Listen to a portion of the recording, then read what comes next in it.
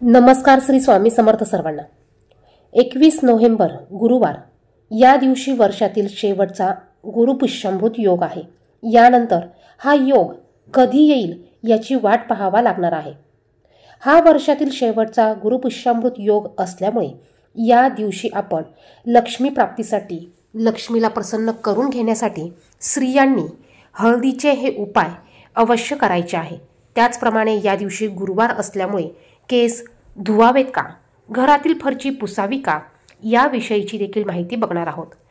जेव्हा पुष्य नक्षत्र गुरुवारी येते तेव्हा गुरुपुष्यामृत योग हा तयार होत असतो. गुरुपुष्य नक्षत्र हे खरेदीसाठी आणि देवी लक्ष्मीच्या पूजेसाठी खास आणि महत्त्वाचे मानले जाते. या दिवशी सोने चांदी खरेदी करणे अतिशय शुभ मानले जाते. त्याचप्रमाणे नवीन वस्तूंची खरेदी करणे, वाहनं खरेदी करणे, जागा खरेदी करणे हे देखील शुभ मानले जाते. या दिवशी आपण हाती घेतलेलं काम हे पूर्णत्वास जाते. म्हणूनच आपला जर का एखादा उद्योग व्यवसाय बंद पडलेला असेल आणि तो जर का सुरू करायचा असेल तर तुम्ही गुरुपुष्यामृत योगापासून तो अवश्य चालू करावा. त्याचप्रमाणे आपल्याला या दिवशी माता लक्ष्मी आणि श्रीहरी भगवान विष्णू यांच्या ज्या पण काही सेवा असतील त्या सेवा आपल्याला करायच्या आहे. आता सर्वात महत्त्वाचं म्हणजे या दिवशी सकाळी लवकर उठायचं आहे. उठल्यानंतर सर्वात अगोदर आपल्याला आपल्या घराचा मुख्य दरवाजाच्या बाहेरचा परिसर हा स्वच्छ करून घ्यायचा आहे. गुरुपुष्यामृत योगाच्या दिवशी सकाळी थोड्याशा पाण्यामध्ये तुम्हाला थोडंसं गोमतीर टाकायचं आहे, हळद टाकायचं आहे आणि याने तुमचा मुख्य दरवाजा, उंबरठा तुम्हाला पुसून घ्यायचा आहे. त्यानंतर तुम्हाला घराच्या बाहेर सडा घालताना पाण्यामध्ये थोडीशी हळद टाकायची आहे आणि याने तुम्हाला सडा घालायचा आहे. बघा, यामुळे जी काही निगेटिव्ह ऊर्जा असेल ती सर्व निघून जाते आणि हळदीमुळे माता लक्ष्मी ही आपल्या घराकडे आकर्षित होते. त्यानंतर मुख्य दरवाजावर आपल्याला हळदीने स्वस्तिक काढायचं आहे. त्यामध्ये 4 बिंदू द्यायचे, बाजूला 2 उभ्या रेषा द्यायच्या. यानंतर आपल्याला मुख्य दरवाजाच्या उंबरठ्यावर हळदीचं लेपन देखील करायचं आहे. मुख्य दरवाजाच्या उंबरठ्यावर तुम्ही हळदीचं लेपन करा. त्यावर तुम्ही छान सुंदर अशी लक्ष्मीची पावलं काढा. दोन्ही बाजूला शक्य झाल्यास तुम्ही पंती, दिवे प्रज्वलित करू शकतात. घराच्या बाहेर छोटीशी रांगोळी काढायची आहे आणि यावर न विसरता हळदी कुंकू तुम्हाला टाकायचं आहे. यानंतर तुम्हाला बघा, आता गुरुवार असल्यामुळे स्त्रियांनी या दिवशी केस धुवावेत का, तर बघा, विवाहित महिलांनी गुरुवारी केस धुवू नये. यामुळे आपला गुरुग्रह हा कमजोर होत असतो. त्याचप्रमाणे पतीच्या कामात अडथळे निर्माण होत असतात, कामात प्रगती होत नाही. यासाठी विवाहित महिलांनी गुरुवारी केस हे धुवू नये. त्यामुळे आपण गुरुवार जरी असला तरी केस महिलांनी धुवायचे नाही आहे. त्यानंतर या दिवशी आपण फरची पुसावी का, शक्यतो गुरुवारी आपण आपल्या घरातील डीप क्लिनिंग करत नाही, आपण फरची पुसत नाही, तर तुम्ही या दिवशी घर स्वच्छ करू शकतात. तुम्ही बुधवारी संध्याकाळी तुमच्या घरातील सर्व लादी पुसून घेऊ शकतात आणि गुरुवारी तुम्ही तुमच्या घरामध्ये गंगाजल किंवा गोमतीर पाणी हे स्प्रिंकल करू शकतात. आता अगदी तुम्हाला फरची पुसायची वेळ आलीच आणि फरची पुसायची असेल तर तुम्ही नुसत्या पाण्याने फरची पुसायची आहे. यामध्ये तुम्ही थोडीशी हळद टाकू शकतात, परंतु तुम्हाला यामध्ये मीठ हे वापरायचं नाही आहे. तुम्हाला मीठ न घालता फरची पुसायची आहे. आता यानंतर बघा, गुरुपुष्यामृत योग असल्यामुळे आपण या दिवशी नवीन वस्तू खरेदी करतो.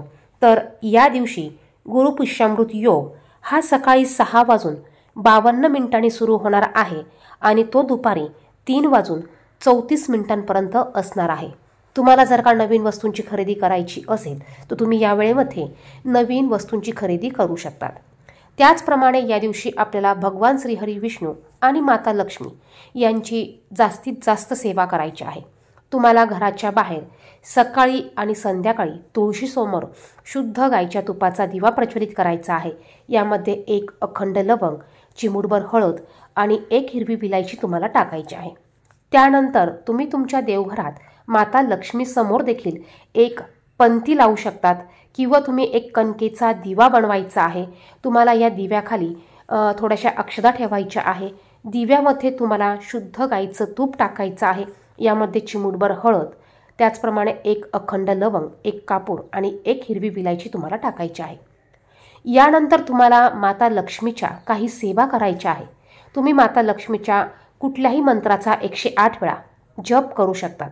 कमलात्मक मंत्राचा तुम्ही जास्तीत जास्त जप करू शकतात.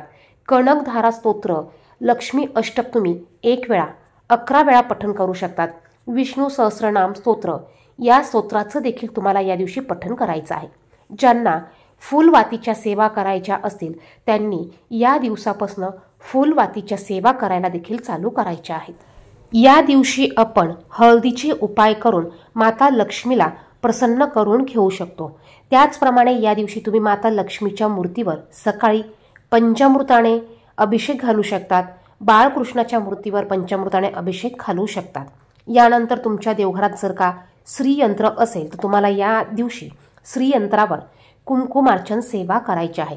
बघा, या दिवशी तुम्ही जितक्या आणि ज्या पण काही सेवा कराल त्याचं 100 पटीने अधिक फळ मिळत असतं. त्यामुळे तुम्ही जास्तीत जास्त या दिवशी सेवा करण्याचा प्रयत्न करायचा आहे. त्याचप्रमाणे तुम्ही माता लक्ष्मीच्या मूर्तीवर देखील कुंकुमार्चन सेवा करू शकतात. कुंकुमार्चन सेवा करणं म्हणजे काय, तर आपल्याला एका भांड्यात कुंकू घ्यायचं आहे आणि आपल्याला चिमूटभर कुंकू घेऊन पायापासून किंवा श्रीयंत्र असेल तर खालून वरपर्यंत कुंकू अर्पण करायचं आहे.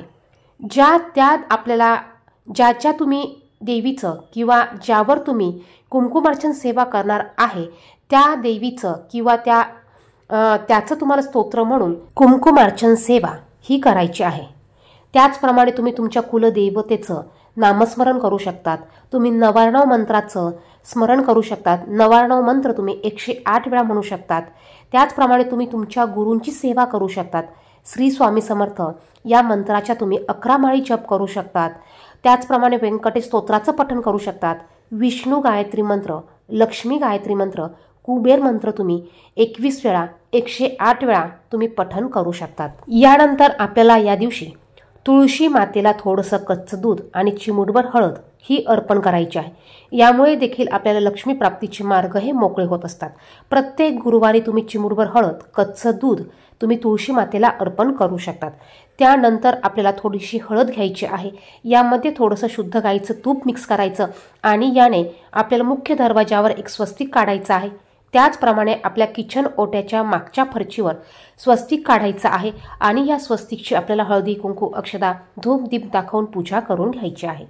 त्याचप्रमाणे आपल्या किचनमध्ये असलेल्या गॅसची देखील आपल्याला स्वस्तिक काढून हळदी, कुंकू अर्पण करून पूजा करून घ्यायची आहे. याचबरोबर तुमची जिथे तिजोरी असेल त्या ठिकाणी तुम्ही एक स्वस्तिक काढायचा आहे आणि त्याची देखील तुम्हाला पूजा करायची आहे.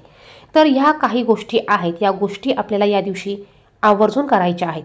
यामुळे आपल्या घरात धनधान्य कमी पडणार नाही. माता लक्ष्मी अखंड वास करेल. त्याचबरोबर आपल्याला श्रीहरी भगवान विष्णू यांचे देखील कृपा आशीर्वाद प्राप्त होणार आहे.